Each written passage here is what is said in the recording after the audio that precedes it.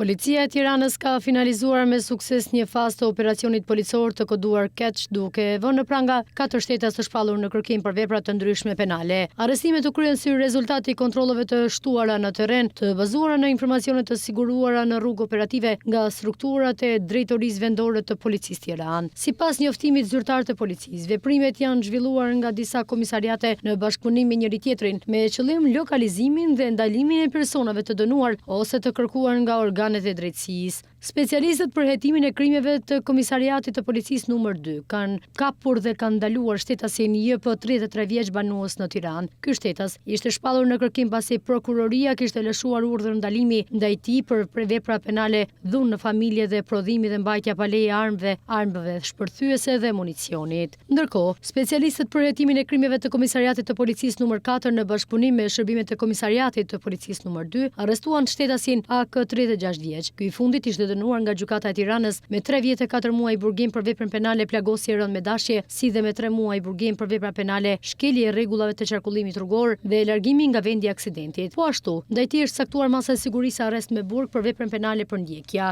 Në një rast, specialistët për hetimin e krimeve të Komisariatit të Policisë numër 4 në bashkëpunim me shërbimet e Komisariatit të Policisë rrugore bën të mundur edhe ndalimin e shtetasit AH 42 vjeç. Ky shtetas ishte dënuar nga Gjykata e Tiranës me 3 muaj burgim për veprën penale vjedhje. Gjithashtu, shërbimet e Komisariatit të Policisë numër 4 arrestuar në shtetasin GH 41 vjeç. Ky i fundit ishte dënuar nga Gjykata e Apelit Gjirokastër me 5 vjet burgim për veprën penale, ndihma për kalimin e palishëm të kufinjve. Nga ky dënim, atij ka mbetur për të vuajtur edhe 11 muaj 21 ditë burgim. Policia përmendie se veprimet e mëtejshme procedurale me këtë shtetas do të kryhen nga Drejtoria Vendore e Policisë Gjirokastër. Në përfundim, Policia e Tiranës njoftoi se materialet procedurale për të 4 shtetasit të arrestuar janë referuar Prokurorisë së Tiranës për veprime të mëtejshme ligjore. Autoritetet theksojnë se kontrollet e operacionit për kapjen e personave në kërkim do të vijojnë pa ndërprerje, me qëllim garantimin e rendit dhe sigurisë publike.